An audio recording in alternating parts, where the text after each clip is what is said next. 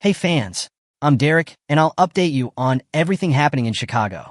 The Chicago Bears have meticulously rebuilt their roster since 2022, setting the team up as a contender in the NFC North Division. With quarterback Caleb Williams now leading the charge, Bears fans have reason to believe that the franchise's dark days may be behind them.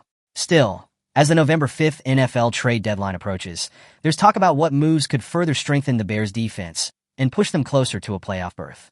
A name that no one expected could be Ryan Poles' target and be coming to Chicago. Let's check it out. First of all, I wanted to take a moment to ask for your help. If you like our videos, please consider giving us a like. It's a fantastic way to support us and keep our content going. Thank you for your support. In their October 22nd feature, PFF writer Bradley Locker highlighted Carl Granderson as a potential trade target who could bring immediate firepower to Chicago's pass rush. Granderson has been a force for the Saints, finishing with a career-high 8.5 sacks in 2023 and ranking among the NFL's top players in total pressures. In the first 7 weeks of 2024, he already has 3 sacks and 29 total pressures, despite the Saints struggling with a 2-5 record. Chicago's current pass rush, while improved, still lacks a consistently dominant edge presence, making Granderson an intriguing fit. With a recent 4-year, $54 million extension, Granderson's contract is manageable for the Bears, and his combination of pass rush power and run defense would make him a versatile asset on a Chicago line that currently lacks star power outside of Montez Sweat. Chicago Bears' defensive line transformation since 2022. The Bears have made steady progress rebuilding their defense, bringing in Montez Sweat for a $98 million contract that keeps him under team control through 2027. They've also added promising young players like Andrew Billings and 4th-round pick Austin Booker, who has shown flashes of potential with a sack and multiple tackles for loss in his rookie season. But despite these additions, the Bears' pass rush remains inconsistent.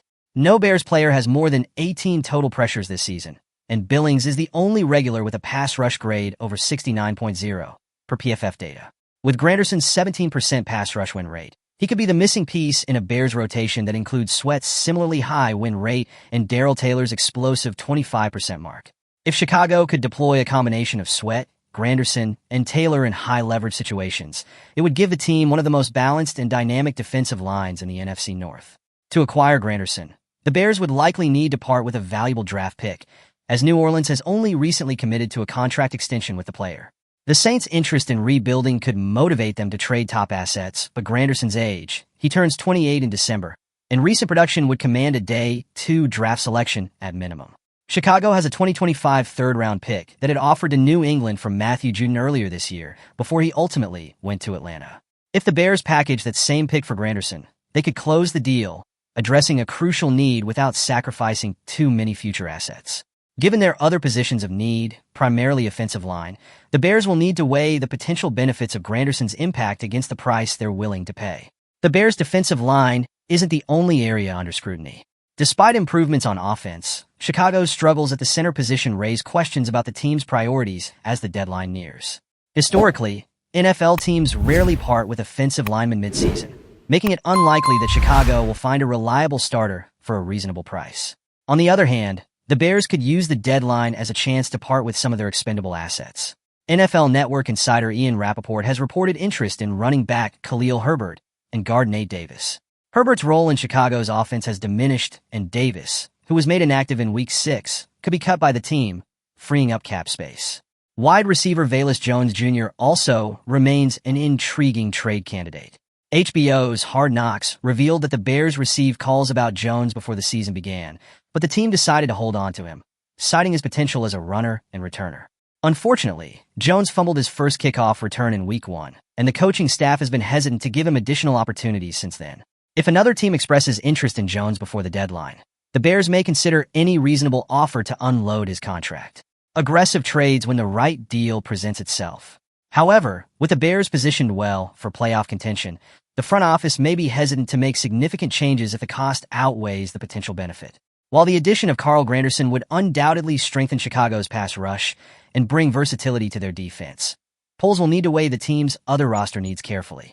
The Bears' primary goal is to build a sustainable contender for years to come, and any trade made this season must align with that vision.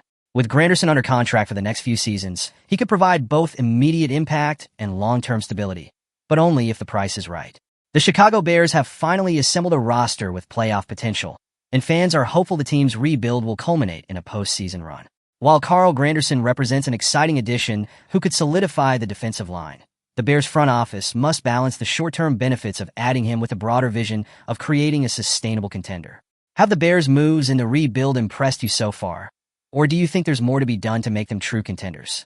Would adding a talent like Carl Granderson be the final piece they need? Or should they prioritize other positions like the offensive line of the trade deadline? Leave in the comments what you would do if you were Ryan Poles. Don't forget to give us a thumbs up and subscribe to our channel. Join our community and get exclusive daily content. We prioritize keeping you up to date with all the latest happenings in Chicago. See you soon.